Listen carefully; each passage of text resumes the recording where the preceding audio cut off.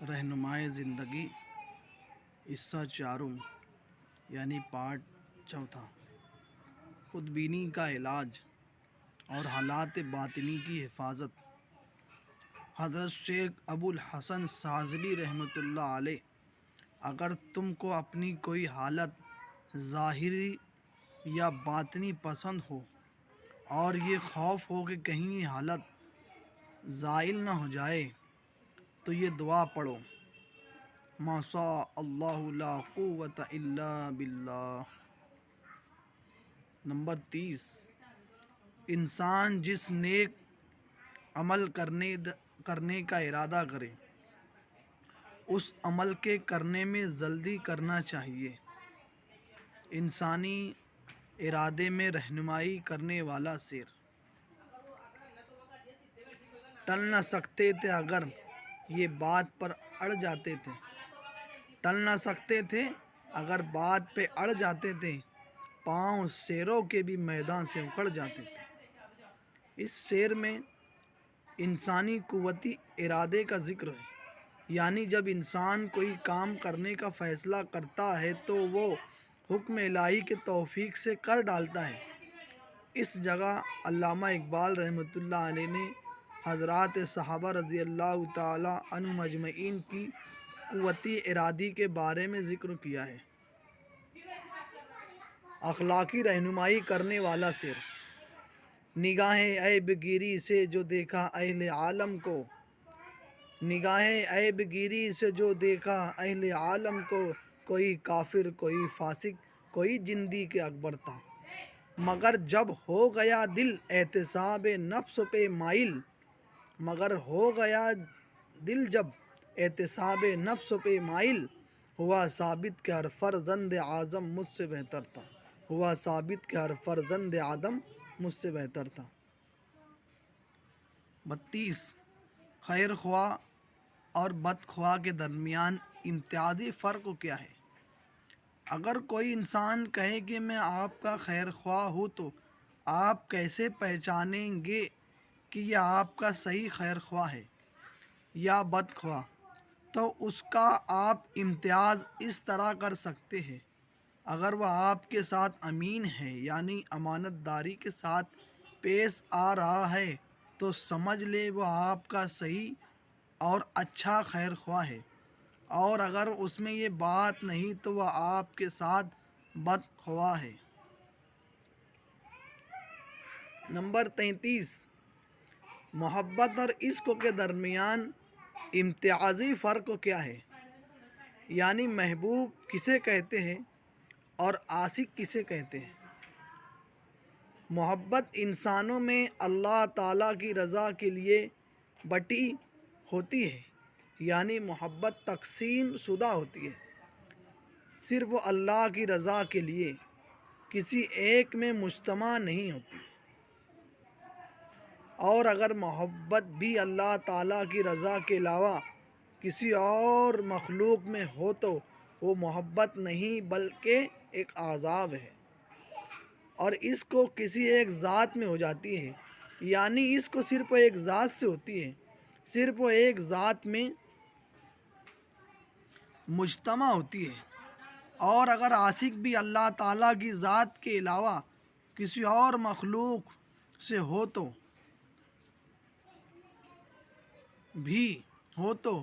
وہ بھی ایک عذاب ہے، یعنی محبت بھی اور اس کو بھی اگر اللہ تعالیٰ کے علاوہ کسی سے ہوتا ہے تو وہ نقصان کا اور خطرات کا سبب ہے۔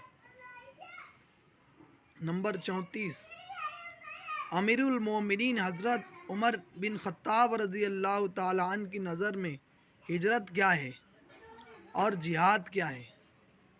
ایک مرتبہ ارشاد فرمایا کہ ایک آدمی کہتا ہے میں نے ہجرت کی، حالانکہ اس کی ہجرت کامل نہیں ہے۔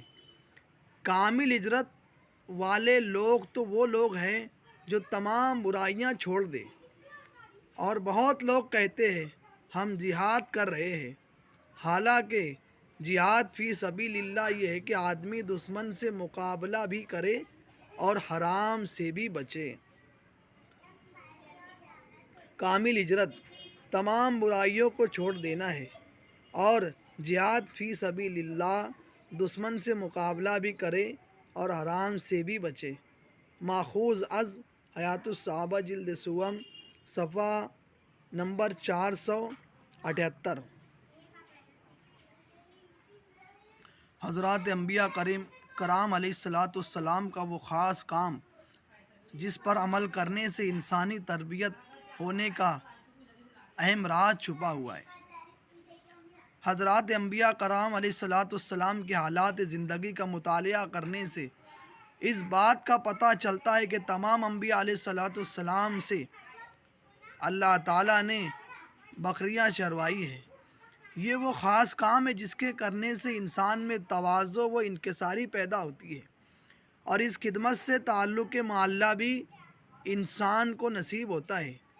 اس عمل سے تواضع و انکساری اس لیے حاصل ہوتی ہے کیونکہ بکریاں چونکہ کمزور جانور ہے، اور اگر انسان اس کو غصے میں آ کر مارے تو وہ مر بھی سکتی ہے، اس لیے اس کی خدمت کرتے وقت تو بڑے احتیاط سے کام کرنا چاہیے، کہیں زیادہ زور سے مارنے سے وہ مر نہ جائے۔ اس خدمت کی وجہ سے انسان کا غصہ پر بھی کنٹرول ہوتا ہے۔ جب انسان کا غصے پر کنٹرول ہوتا ہے تو وہ برداشت کرنے والا بھی بن جاتا ہے۔ اس کی صحبت کا اثر تو صاف ظاہر ہے۔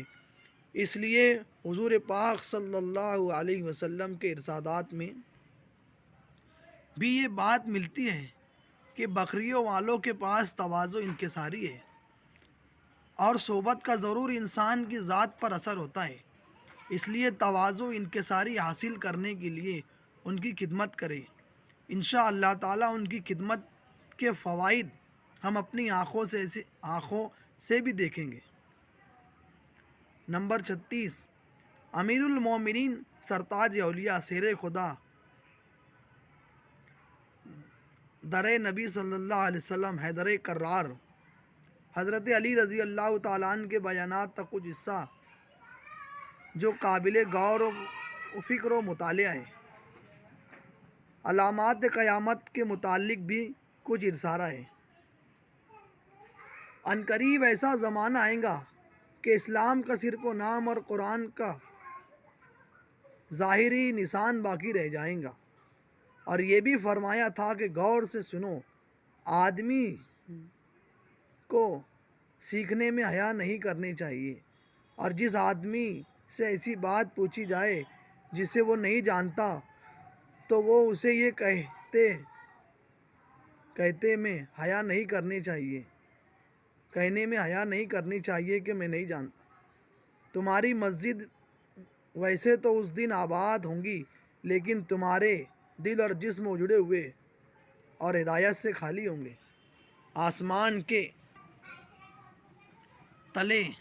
آسمان کے سائے تلے رہنے والے تمام انسانوں میں سب سے برے تمہارے فقہا ہوں گے۔ ان میں ہی فتنہ ظاہر ہوگا اور انہی میں لوٹ کر واپس آئیں گا۔ اس پر ایک آدمی نے کھڑے ہو کر کہا، اے امیر المومنین، ایسا کب ہوگا؟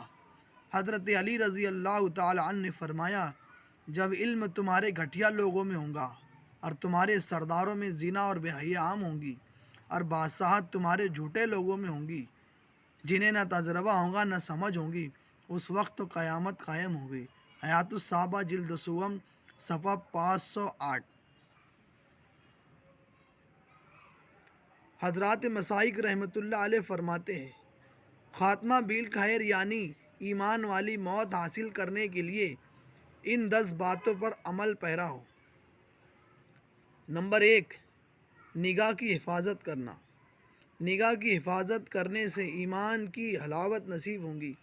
اس کی 5 علامت ہیں۔ نمبر 1، عبادت میں مزہ آتا ہے۔ نمبر 2، تمام شہوات کا چھوڑ دینا آسان ہو جاتا ہے۔ نمبر 3، اللہ کی رضا کے لیے پھر و مشقت اٹھاتا ہے۔ نمبر 4، مصیبتوں پر صبر کرنا، مشکل حالات میں صبر کرنا۔ نمبر 5، اللہ کی تقدیر پر راضی رہنا۔ نمبر 2، مسواک کا استعمال کرنا۔